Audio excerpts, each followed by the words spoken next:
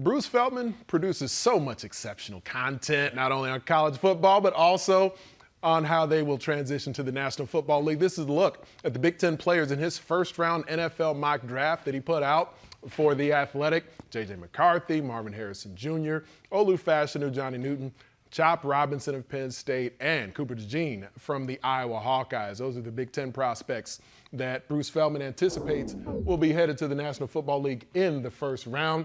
Certainly other individuals who may end up being there, but Jake Butt with me in studio now. And Jake, you know what it's like when you're preparing for the draft and you're hoping to put yourself in the best position possible. And some of these prospects that we've just watched finishing up their Big Ten careers, they're going to get their NFL opportunities. It's hard to know exactly where they'll end up being slotted, but let's go down the list with a few of the guys and just kind of get a sense for what your thoughts are on maybe the best situations for them headed to the NFL.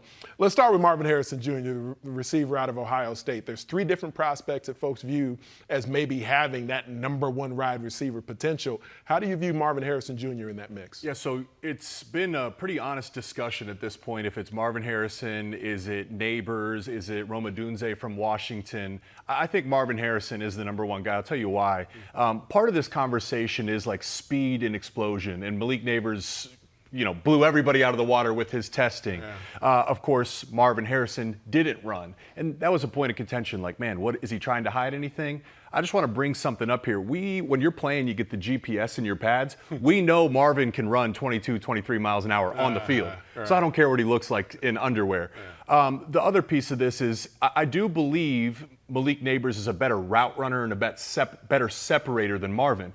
But Marvin is plenty good enough to succeed at the next level. Why I have him at number one is his hands and his contested catching and his body control is about as good as I've seen since I was born in 1995. It's seriously remarkable.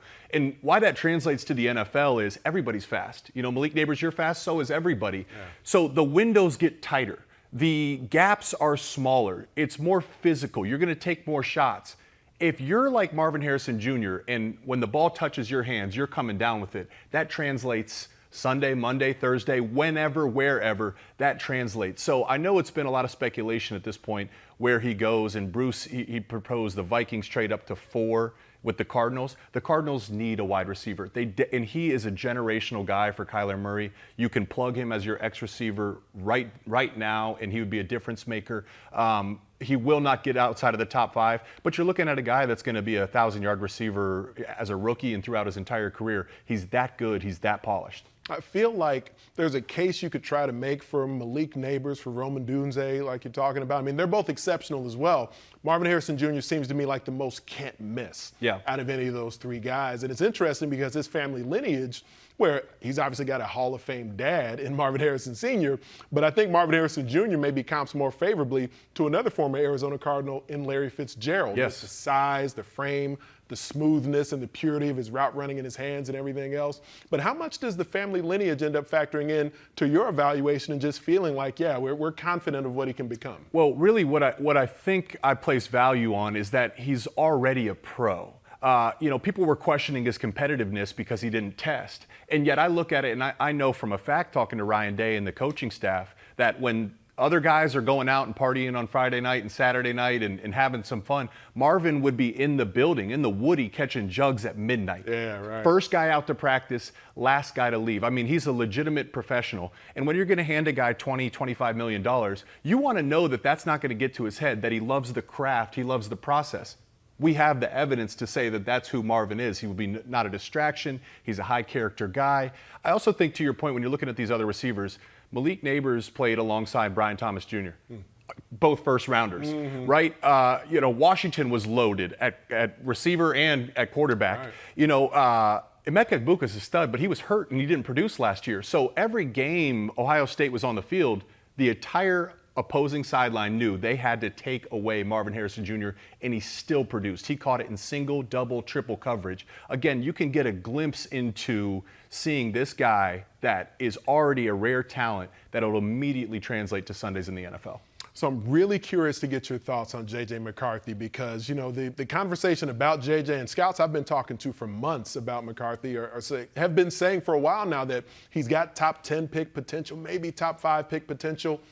I got to be honest, I'm a little concerned with if JJ goes in the top 5 that he'll be rushed onto the field in certain situations because the talent, the aptitude, the acumen, everything on the field and off looks like it's got star potential, but I do feel like there's still some meat on the bone for his development to be ready as a day one kind of guy. How do you view JJ as a draft prospect? I think those are fair things, and I think a lot of that opinion is based on the production at Michigan, right? And certainly, Caleb Williams and Michael Penix and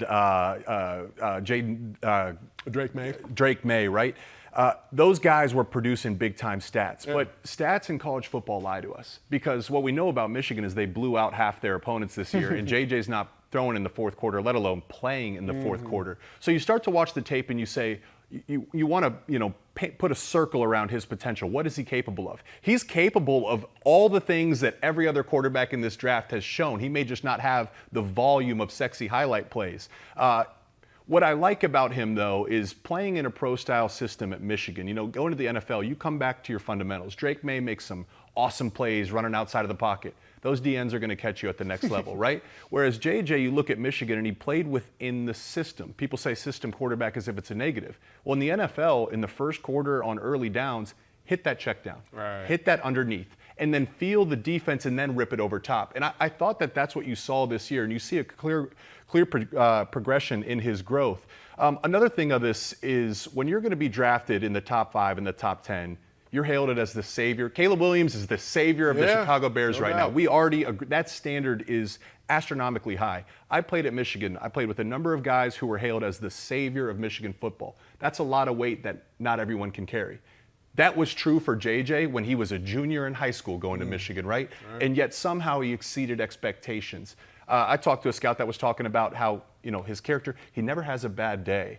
And when you're the quarterback, you are the leader of the team, the locker room, and the franchise. It's important. I believe JJ can carry that weight. I believe he'll be a leader. I think his competitiveness in football IQ are going to allow him to grasp an NFL playbook. So yes, there will be development. That'll be true for all of these guys. But if it's true that he's being mocked to the Minnesota Vikings, that may be the best situation of any quarterback taken in the first round. So I think he could benefit from that situation as well. Yeah, right. The Vikings, you'll have a veteran quarterback who's there, but not someone who's an incumbent starter with the Vikings. Great offensive mind on the coaching staff. So could be a great spot where Bruce Feldman has him mocked.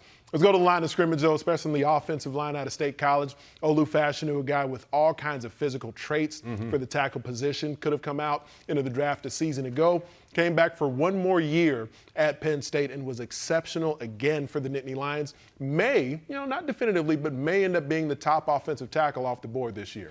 The tackle class this year is loaded. Yeah. Seriously, we could see 5, 6, 7 guys taken in the first round. That's how deep this is. And you look at it, you got Joe Alt from Notre Dame. I believe that's going to be the first tackle. You got Fuaga from Oregon State. You got Fa'atuna from Washington. Out of all these guys, Olu Fashanu has the highest ceiling. In terms of just pure excitement and potential, length, quickness, he's got the highest ceiling. Yeah. But there is areas where he can improve, and I think namely that's going to have to do with his physicality in the run game. Some of these other guys are more physical, more angry, more polished when it comes to that. But what you like about Olu Fashanu is you can plug him in at left tackle day one, and your quarterback's going to be safe sitting there in the pocket. Highest ceiling of these guys. Will he go first, second, third? It remains to be seen. But you absolutely are spending a first-round pick on Fashanu. Well, let's talk about one of his teammates as well and get a defender into the conversation here where Chop Robinson is a guy who showed out at the Combine. And none of us who watched his college career at Penn State were surprised at the blazing 40 time, the great 10-yard start and everything that he brought to the table. And it is a draft where it's not looked at having a generational edge rusher, but Chop Robinson is one of these guys talked about with the potential for coming off the board early. He's got generational potential. When you run a 4.4 off the edge and see his first step, like that is generational. Seriously, he's that explosive. But I think it's a double-edged sword where he at times was too reliant on that speed rush. And at the NFL, good tackles, they can defend one move, but it's like a boxer. You got to have a nice punch, and then the counter punch is going to be what separates you. So he's got a great foundation. He can beat you with the speed. But the key for him, kind of similar to Fashanu, is going to be to develop that bag of pass rush moves. Yeah. The concern is the production this year. He had 4 sacks, 2 of which came against UMass. You may say, why is that the case? But then you look at the guy perform, you turn on the tape and you say, this is a freak athlete. With the right coaching and the right scheme and the right system, he can develop into something special. When you run a 4-4, heads are going to pop up and say, man, we got to get this guy on our team. And especially you factor in that Manny Diaz defense, everybody was making plays. Everybody was eating in the opposing backfield. So sometimes Chop Robinson is there to make a play, but he's got some teammate who's beating him to the Someone sacking the quarterback in about a second and a half. Yeah, so exactly. Sorry, Chop, man. You couldn't quite get there that fast. There's no doubt about that. Well, between the now and the weeks we have leading up to the draft, you and I definitely got to continue having this conversation because there's a lot to discuss with the NFL draft prospects coming out of the Big Ten Conference. But there's also a lot to talk about with spring football here. Some of these quarterbacks, like we're looking at right there, who are no longer in the Big Ten Conference, leaving jobs open. What does that look like? What's going to happen? We'll discuss it with Jake Butt next here on Big Ten Today.